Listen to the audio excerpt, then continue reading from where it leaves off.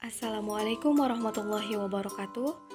Saya Dina Silvia dari Program Studium Gizi, Fakultas Ilmu Kesehatan, Universitas Islam Al-Hiyah Kuningan. Saya dari semester 2A. Di sini saya akan membahas tentang materi sosioantropologi kesehatan. Di sini ada 3 pembahasan. Yang pertama yaitu teori perubahan ketertinggalan masyarakat, kaitannya dengan masalah gizi. Yang kedua yaitu lapisan sosial, dan yang ketiga yaitu pranata sosial. Langsung saja kita ke pembahasan yang pertama yaitu tentang teori perubahan ketertinggalan masyarakat kaitannya dengan masalah gizi. Kultur lag adalah perbedaan antara tarif kemajuan dari berbagai bagian dalam kebudayaan dari suatu masyarakat. Istilah ketertinggalan budaya merujuk pada kebudayaan simbolis yang tertinggal di belakang perubahan teknologi. Ketertinggalan budaya menggambarkan bagaimana beberapa unsur kebudayaan tertinggal di belakang perubahan yang bersumber pada penciptaan, penemuan, dan diskusi. Kesenjangan ini akan menyebabkan sosial pada masyarakat. Pengertian perubahan kebudayaan adalah suatu keadaan dalam masyarakat yang terjadi karena ketidaksesuaian di antara unsur-unsur kebudayaan yang saling berbeda sehingga mencapai keadaan yang tidak serasi fungsinya bagi kehidupan. Contohnya, masuknya mekanisme pertanian yang mengakibatkan hilangnya teknik tradisional seperti teknik menumbuk padi diganti oleh teknik cooler di pabrik penggilingan padi. Peranan buruh tani sebagai penumbuk padi sebagai pekerjaan, semua terjadi karena adanya salah satu atau beberapa unsur budaya yang tidak berfungsi lagi sehingga menimbulkan gangguan keseimbangan masyarakat. Saat ini di dalam era globalisasi di mana terjadi perubahan gaya hidup dan pola makan, Indonesia menghadapi permasalahan gizi ganda. Di satu pihak, masalah gizi kurang yang pada umumnya disebabkan oleh kemiskinan, kurangnya persediaan pangan, kurang baiknya lingkungan, kurangnya pengetahuan masyarakat tentang gizi.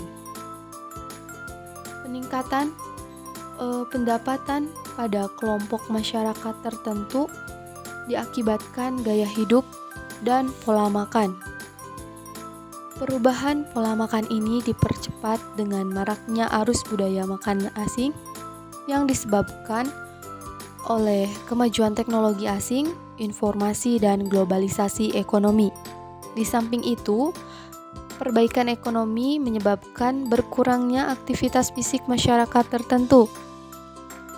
Perubahan aktivitas fisik dan pola makan ini berakibat semakin banyaknya penduduk dengan masyarakat tertentu mengalami masalah gizi lebih, berupa kegemukan dan obesitas.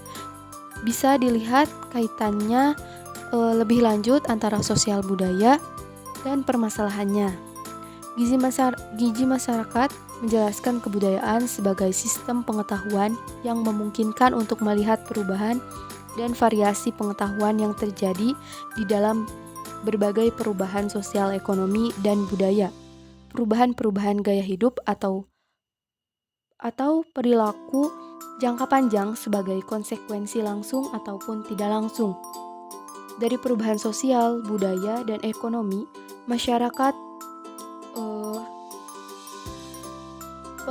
perubahan gaya hidup pada gilirannya akan merubah pola hidup dan kebiasaan makan baik secara kualitas maupun kuantitas.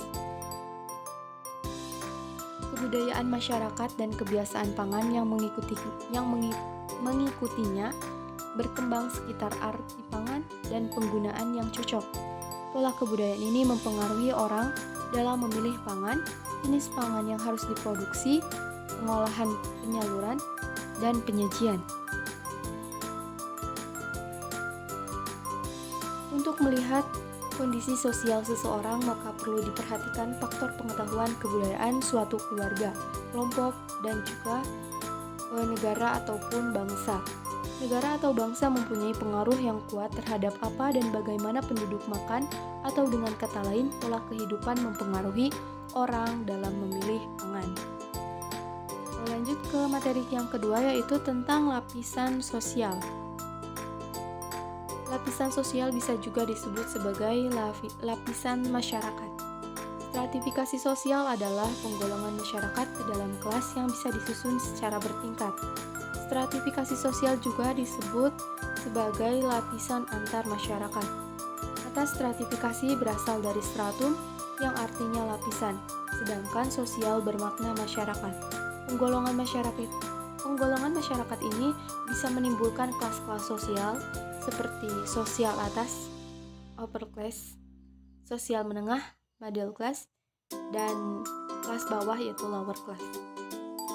Fungsi stratifikasi sosial. Sistem stratifikasi sosial dipengaruhi oleh kedudukan atau status dan juga peran. Contohnya seperti kepala sekolah dan manajer yang memiliki kedudukan yang lebih tinggi dalam suatu kelompok. Kedudukan dan peran akan berpengaruh pada hak dan kewajiban.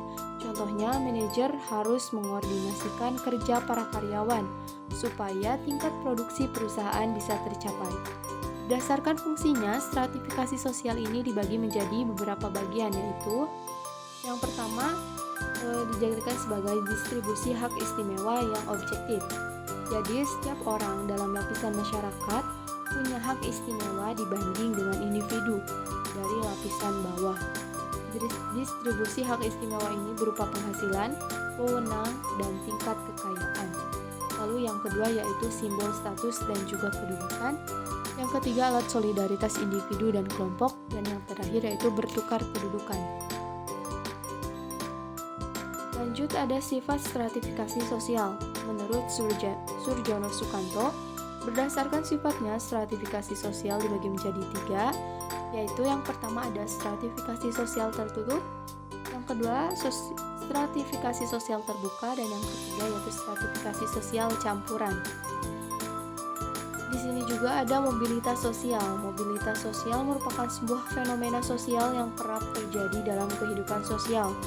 Mobilitas bisa berarti suatu gerakan atau perpindahan yang menimbulkan perubahan, sementara sosial berkaitan dengan kehidupan masyarakat. Pengertian mobilitas sosial menurut Anthony Giddens. Anthony Giddens ini merupakan beberapa ahli sosiolog. Jadi menurut Anthony Giddens ini, mobilitas sosial adalah gerakan dari orang per orang dan kelompok di antara kedudukan sosial ekonomi yang berbeda. Nah, Giddens ini merupakan sosiolog berkebangsaan Inggris yang dianggap sebagai salah satu kontributor dalam pengembangan ilmu sosiologi modern. Lanjut ke part yang ketiga, yaitu pranata sosial. Pranata merupakan sistem tingkah laku sosial yang bersifat resmi serta adat istiadat dan norma yang mengatur tingkah laku guna memenuhi kebutuhan manusia. Di sini ada macam-macam fungsi pranata sosial. Fungsi yang pertama yaitu fungsi lembaga keluarga. Contohnya yaitu pengaturan perilaku keturunan, memelihara kelangsungan keturunan melalui kelahiran, merawat dan melindungi anak, lalu mensosialisasikan anak dan lain sebagainya. Lalu fungsi yang kedua yaitu sebagai lembaga pendidikan. Contohnya seperti memberikan persiapan bagi peranan-peranan pekerja, bertindak sebagai perantara pemindahan warisan kebudayaan, mempersiapkan pra-individu dengan berbagai peran sosial dan lain sebagainya. Lalu fungsi selanjutnya sebagai fungsi lembaga keagamaan. Bantuan terhadap pencarian identitas seseorang, memberikan penafsiran-penafsiran untuk membantu menjelaskan keadaan lingkungan, fisik, dan sosial seseorang, peningkatan kadar keramahan bergaul, kohesi sosial, dan solidaritas kelompok. Yang keempat yaitu lembaga ekonomi. Contohnya seperti produksi barang dan jasa, distribusi, dan konsumsi. Lalu yang terakhir yaitu sebagai fungsi lembaga pemerintahan. Contohnya sebagai melaksanakan undang-undang yang telah disetujui, menyelesaikan konflik yang terjadi di antara para anggota masyarakat, pelembagaan norma meliputi undang-undang yang disampaikan oleh badan-badan legislatif. Mungkin sekian yang dapat saya sampaikan.